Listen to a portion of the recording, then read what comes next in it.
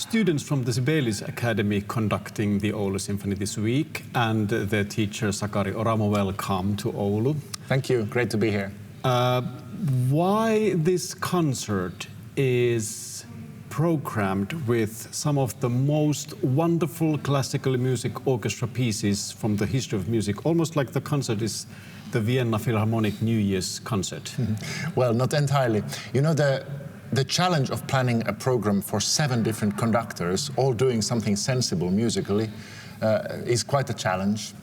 And I wanted to approach it by having a strong theme. And I, together with Maija Kuusisto, the intendant of the orchestra, which chose as a theme the waltz. So it's many different aspects of a waltz, including the Viennese waltz, but also including Ravel's La Valse, which is the destruction of the Viennese waltz culture, basically, and including some Russian waltz and including some Danse Macabre by Saint-Saëns, which is kind of a twisted, strange waltz, and so on. So waltz is a through-going element here. And the second reason is that waltzes are incredibly difficult to conduct, because you have to go in one, mostly, pa, and you cannot conduct the pa, pa. You cannot control everything. So you have to control it in a big motion, and that makes it really hard. And that's, I think, very useful for the students to work on with the Oulu Symphony.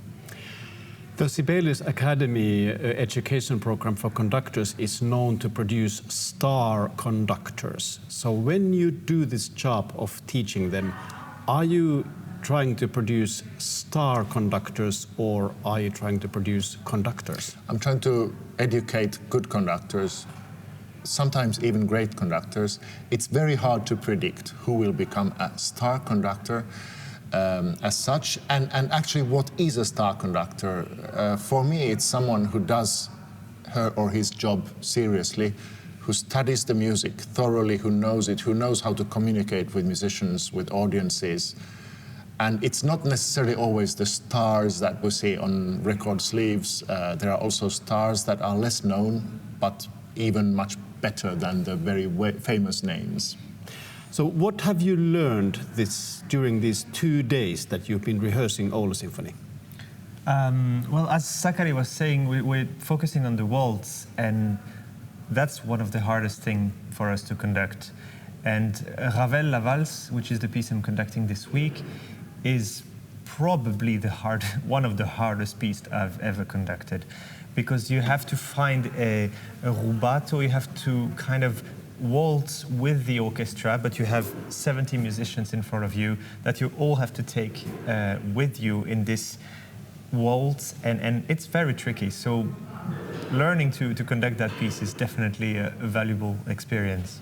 I noticed when the rehearsals were going on, so you were in the hall following the rehearsal, but also you were dancing around. Is it just hard not to conduct? Is it hard not to go in and start doing it when you're teaching? Not really. I mean, I'm trying to figure out what is missing in the work that the person on the podium, the student, is doing. And by doing that, I sometimes need to take some dance steps and to understand why it doesn't waltz like it should.